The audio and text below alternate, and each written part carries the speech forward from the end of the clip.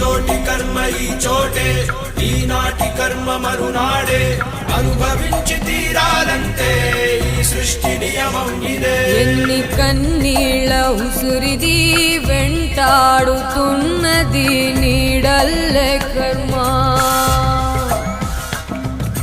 ధర్మమే నీ పాలి దండమై దండించ తప్పించుకోలేదు జన్మ.